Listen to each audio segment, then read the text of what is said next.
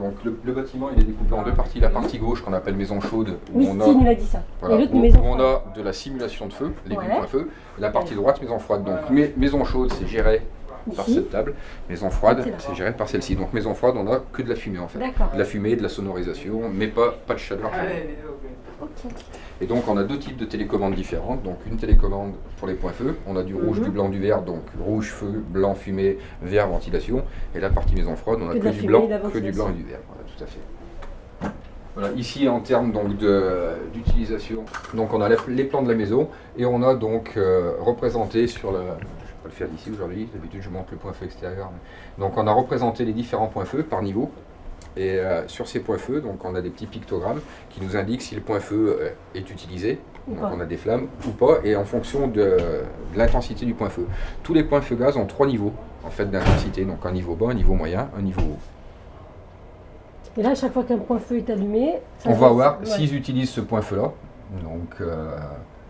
Donc c'est le point feu de cuisine, celui-ci. Ouais. Donc si on utilise ce point feu là.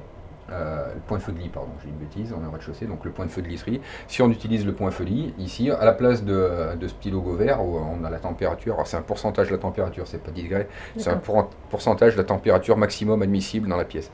Donc là, on a 10% de cette température, donc c'est froid. Mais dès qu'on va le déclencher, le point feu, on va avoir un petit pictogramme avec des flammes qui va s'allumer et qui va s'allumer donc premier niveau, deuxième ou troisième niveau. Donc on sait qu'il y a quelqu'un qui est dans le bâtiment et qui utilise le point feu. Voilà pour ça.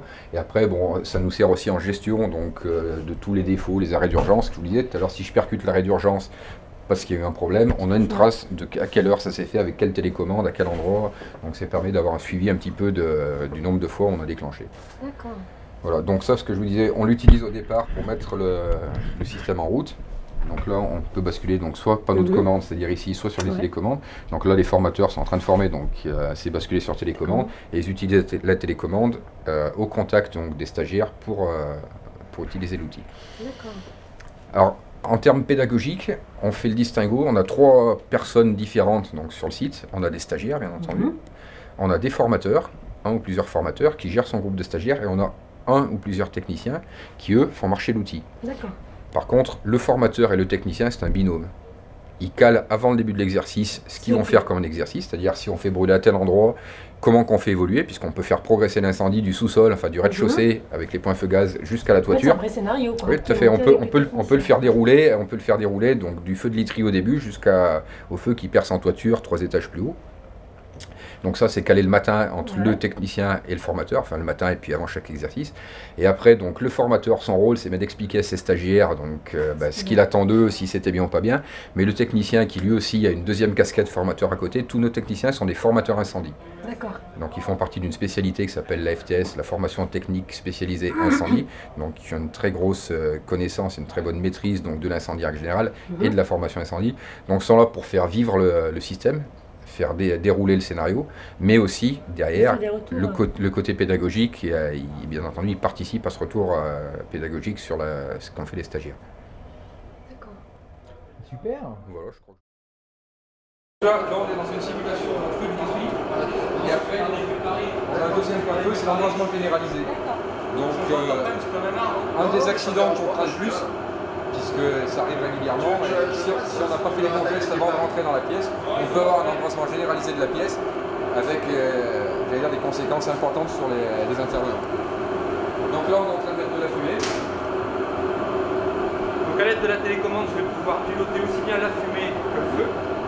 Voilà. Donc je vais pouvoir la démarrer quand je veux, la stopper quand je veux. Et pareil au niveau du feu. C'est pour une simulation de chambre. Là, je vais vous déclencher un feu de lit. Pareil, sur 3 niveaux. Donc là, on est au premier niveau. Deuxième. Troisième. Donc là, ce que je vous parlais de si lâche en gros, ça s'arrête instantanément. Par contre, on se met pas en sécurité. Donc là, on va redémarrer le feu de literie et après, on va faire partir l'embrasement généralisé. Vous expliquer le phénomène? Oui.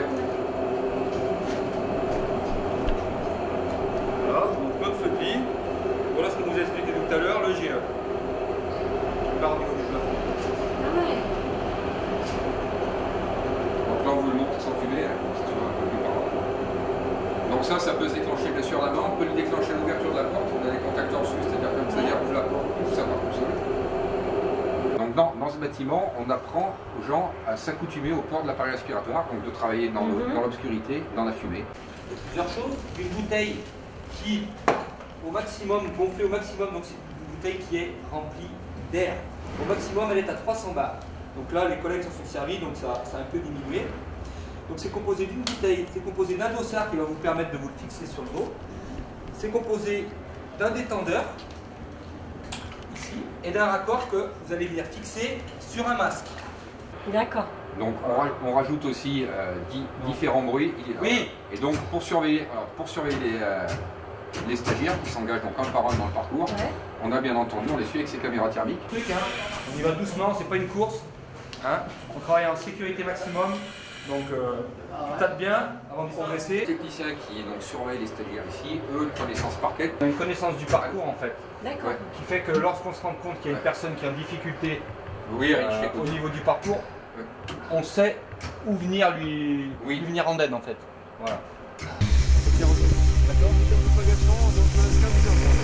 15 km, limite de propagation et